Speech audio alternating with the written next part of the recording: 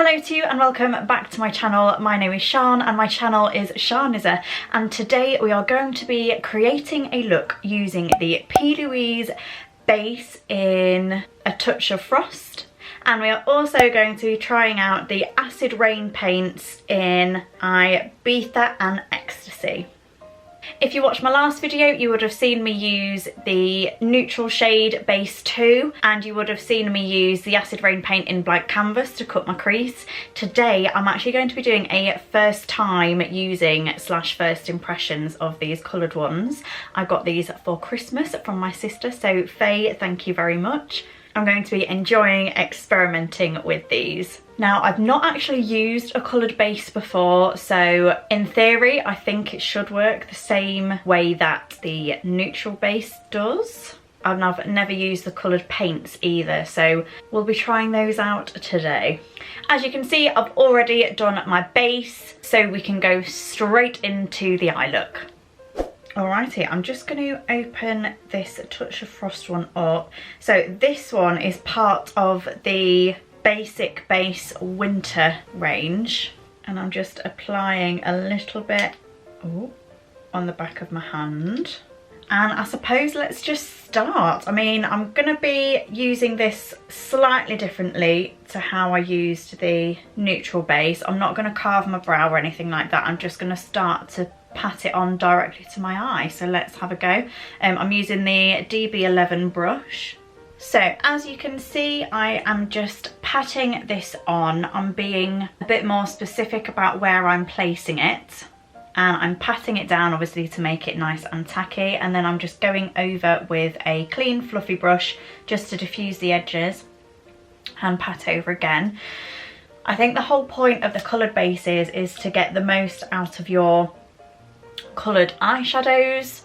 So with this base being obviously like a pastel blue, I'm going to be doing a pastel blue look for us today. So now that that base is on, I'm going to be using the Be Perfect Carnival XL palette with Stacey Marie, and I think I'm going to go in with the shade White though. I feel like with this blue it's going to be very like 90s-esque style. So I'm just going to pack this colour all over where we've put the base and just feathering it out across the edges.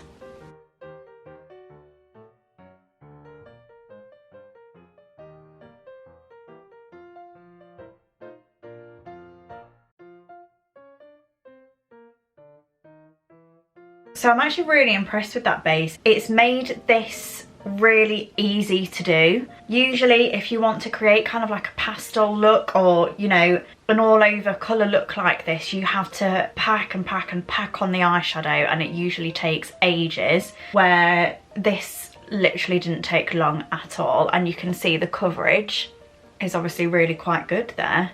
Now, I've really not thought about what I'm going to do for this look. I think I'm going to work on just this eye to start with, and we can see how we go. Just in case I don't like something, at least it's easier to take it off of one eye than it is to take it off of both.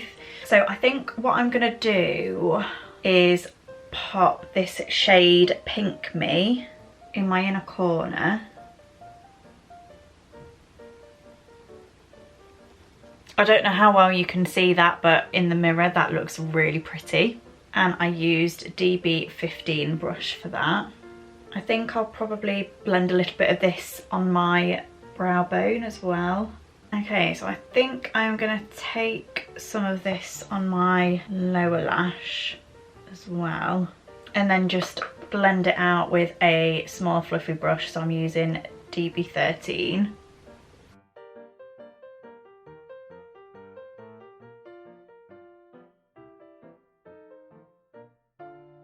And then I'm just going to set that again with the same shade on the lid. Why though? I feel quite Ice Queeny right now.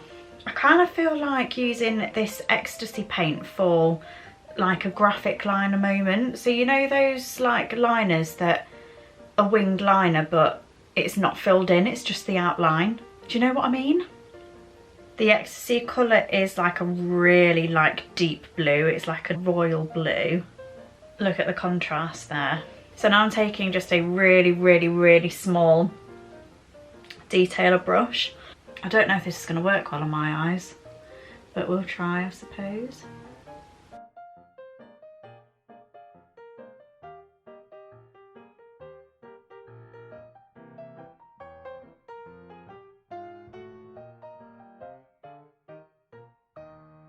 I have a feeling that my eyes are like a bit too wrinkly for this.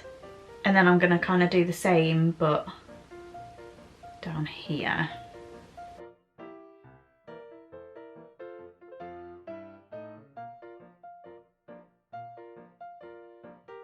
So I'm just going in really light-handedly first and then going over it to build up.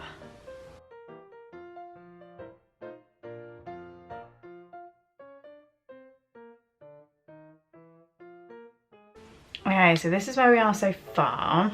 I feel like I could have gone a lot bigger on this side. So what I think I might do is use the other paint to kind of do like another empty wing, like over the top of it, kind of.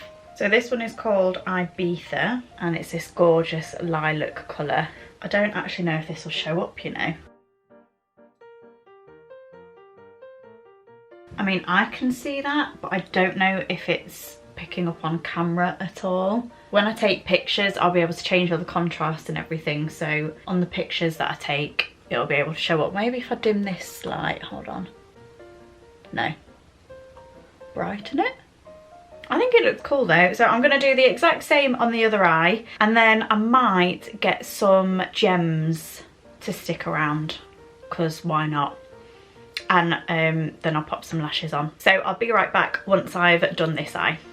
Alright, I am back. I have put on some lashes and mascara. So the lashes I've used are Doll Beauty Chloe lashes. And I am just about to stick on some gems. Now these gems, these are just some nail gems from Primark.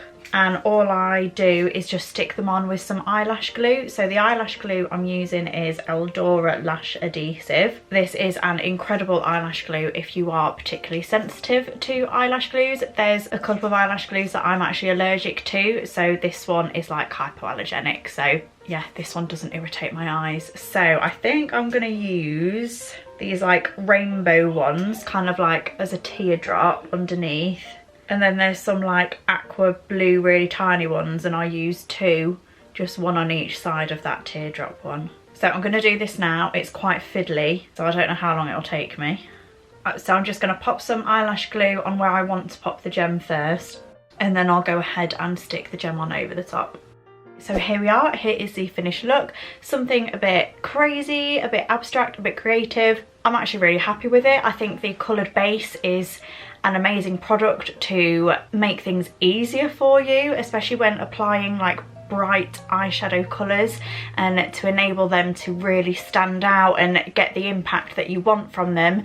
If you have eyeshadow palettes at home, to save you spending £50 on like a really intense pigmented eyeshadow palette, to spend £10 on a coloured base to help the process and enable you to pick up that perhaps less pigmented eyeshadow palette to help you make the most of it, I think it's quite a good investment.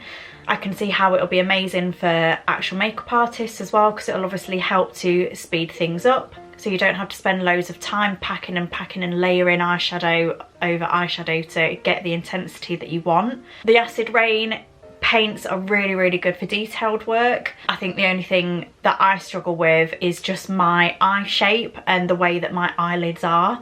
I would love to be able to afford eye surgery one day to get rid of all my hooded droopy eyelid, but let's face it, that's probably never going to happen. So I think if you had perfect eyelids to easily create detail work, that it's not going to drag, and it's not going to be like as soon as you open your eye it imprints onto the top of your eyelid, then I think those paints are obviously really good for detail work. Obviously you can use those paints anywhere. You can, you know, use them on your cheeks. If you wanted to do little design artwork all over your face, they're not just for the eyes, you can literally use them anywhere. So I think they are a really good investment if you are somebody who wants to look into more creative avenues with their makeup, to experiment. I really like them. So yes, here we are everybody, we are done. I hope you enjoyed this video. If you did, please don't forget to give it a thumbs up for me. And if you're not already, I would really appreciate it if you could hit that subscribe button. We're on our way to 350 subscribers, so it would be amazing if we could hit that. So thank you so much for watching everybody.